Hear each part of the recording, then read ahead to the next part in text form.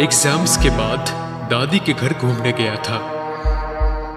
मजले मामा ही सिर्फ खुद का कारोबार चलाते थे। एक दिन भयंकर तूफान में मजले मामा काम पे गए, दादी के बहुत मना करने के बाद भी।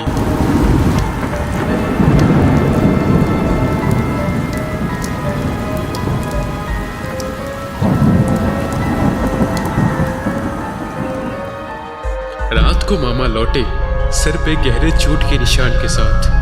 उनका साइकिल पेड़ के नीचे आके चकनाचूर हो गया था। उसके बाद से मामा कुछ बदल से गए, काम में जाना छोड़ दिया था। रात को सारी भयंकर घटनाएं घटने लगी। मैंने तय कर लिया कि अब एक पल भी यहां नहीं, भाग जाऊंगा। और फिर उसके बाद क्या हुआ अब बताता हूं। दोपहर के बाद से मेरा मन बदल गया।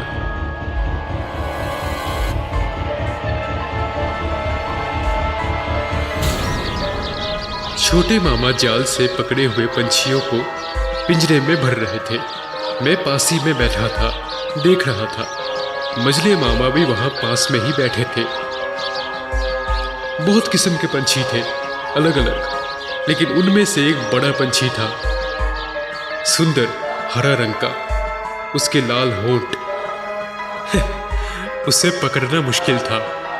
छोटे मामा के हाथ में उसने काट लिया।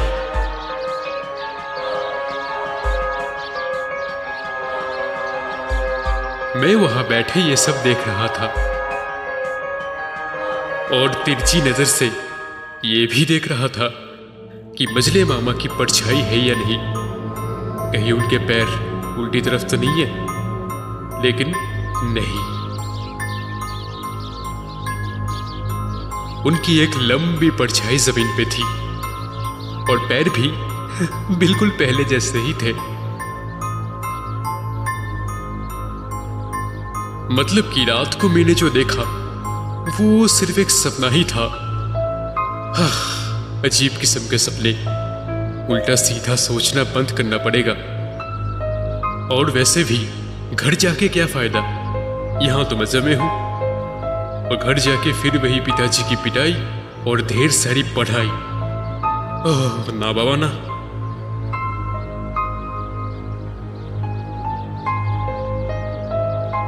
फिर अगले कुछ दिन सब कुछ बिल्कुल शांत था।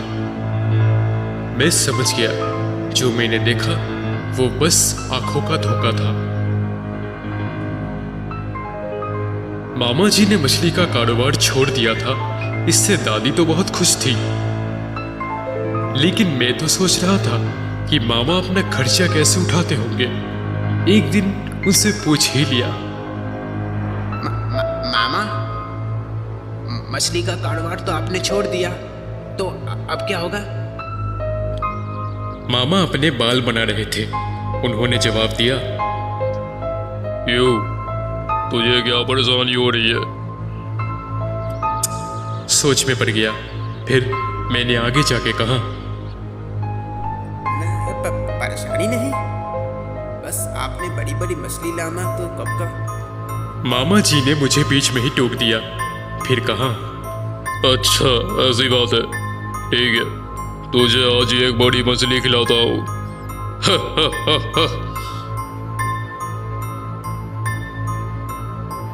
मामा निकल पड़े।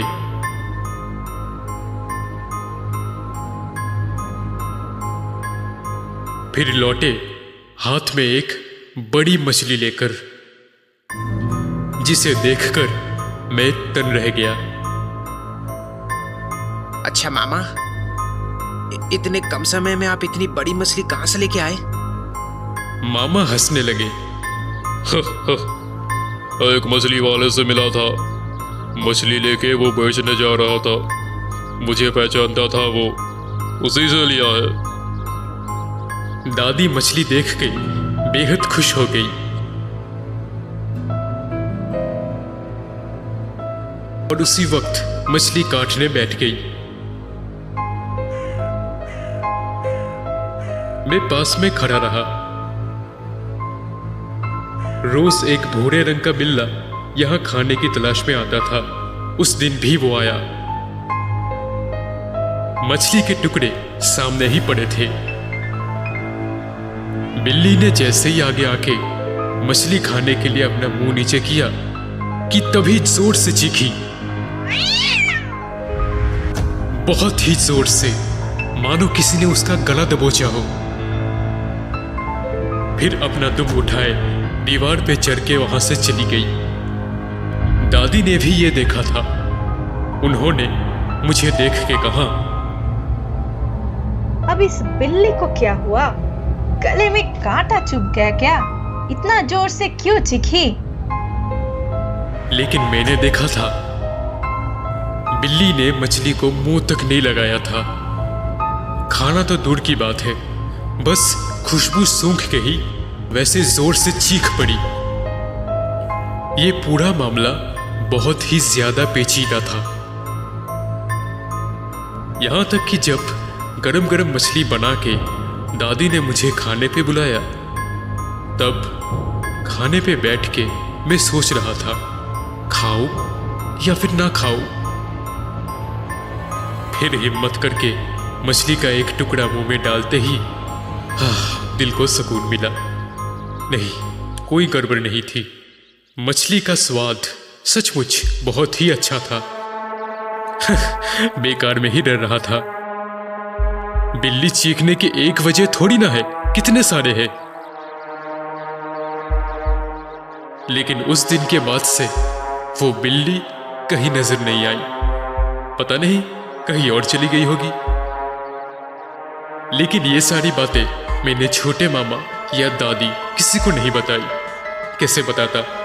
मुझे खुद ये मामला कुछ समझ नहीं आ रहा था। शायद मैंने ही गलत देख लिया होगा, या फिर हो सकता है ये सब मेरे डर की वजह से हुआ एक भ्रम है। लेकिन जरूरत पड़ने पर किसी को दिखा सकूं, शायद ये भी मुमकिन नहीं है। और वैसे भी दादी को उनके बेटे के बारे में मैं ये सब कैसे बताता? मैंने तय कर लिया कि अगर एक और बार कुछ ऐसा भयानक मुझे देखने को मिला तो यहां से पक्का भाग लूंगा। मजे के चक्कर में जान देना बिल्कुल ठीक नहीं होगा। हाँ, मगर अगले कुछ दिन सब कुछ बिल्कुल ठीक था। कोई भी गड़बड़ नहीं हुई। हाँ, मगर मजले मामा ने मछली का कारोबार पूरी तरह से छोड़ दिया था। वो ज्यादातर बाहर रहने लगे। कहां कहां घूमते थे, क्या करते थे, क्या खाते थे। दादी हर बार पूछने पर उन्होंने कहा, कोई काम ढूंढने में लगा था।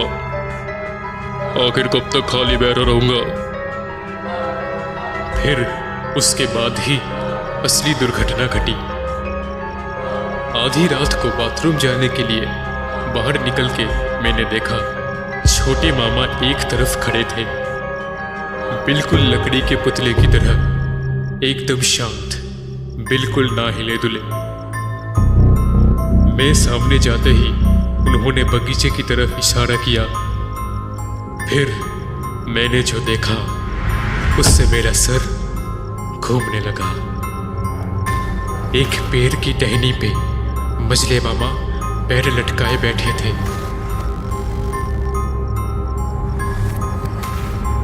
मजले मामा मतलब सिर्फ शक्ल मजले मामा जैसी, लेकिन शरीर किसी राक्षस जैसा। उनका सर लगभग आसमान छू रहा था और पैर जमीन को।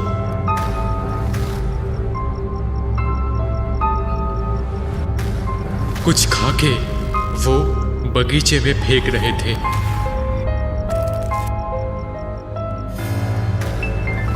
एक टुकड़ा सामने आके गिरते ही चौंक उठा। खून से सना हुआ हड्डी का टुकड़ा। मेरा पूरा शरीर कांपने लगा। लग रहा था अभी बेहोश हो जाऊंगा। छोटे मामा ने मेरी हालत देखते ही मेरा हाथ पकड़ लिया और मुझे पकड़ के घर ले आए।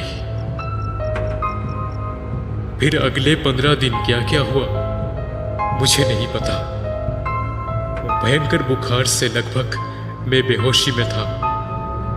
दादी ने कहा था मेरे पापा को बुलाने के लिए, लेकिन छोटे मामा ने उन्हें बहुत समझाया, बहुत बुझा के मनाया। छोटे मामा ने कहा था कि मुझे बुखार डर की वजह से आया है, हालांकि डॉक्टर साहब ने भी यही कहा था। अगर पापा को बुलाया तो उन्हें सब कुछ सच सच बताना पड़ेगा। हालांकि ये सब बातें पापा मानने वाले नहीं हैं। लेकिन उसके अगले दिन सुबह से दादी की पालतू बकरी नहीं मिल रही थी। हर तरफ ढूंढने के बाद बगीचे में दादी को उसका धड़ से अलग किया हुआ सर मिला और चारों तरफ फैले हुए बकरी के हड्डी और मांस के टुकड़े।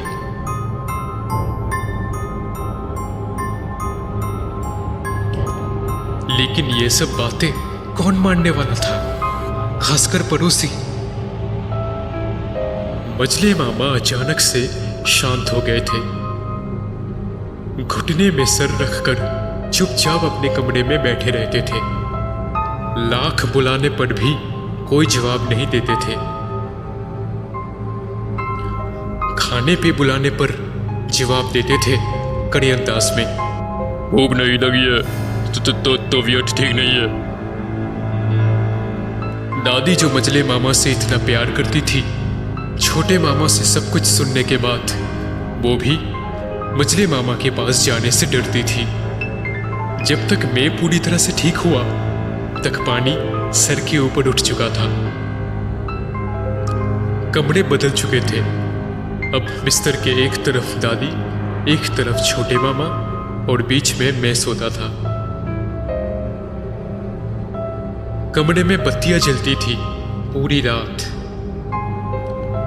छोटे मामा कमरे के अंदर से दो दो तालाएं लगा देते थे।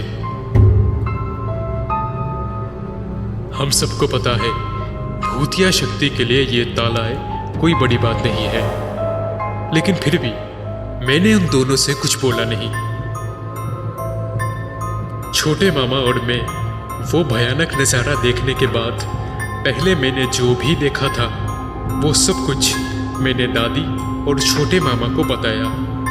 छोटे मामा ने कहा, ये बात तुझे और पहले बता देनी चाहिए थी, फिर और पहले ही कुछ कर पाते। अब क्या करना है वो भी छोटे मामा ने बताया। बहुत ही जल्द आने वाला है पार्ट 3। पहले 2 पार्ट कैसे लगे आपको हमें बताना जरूर।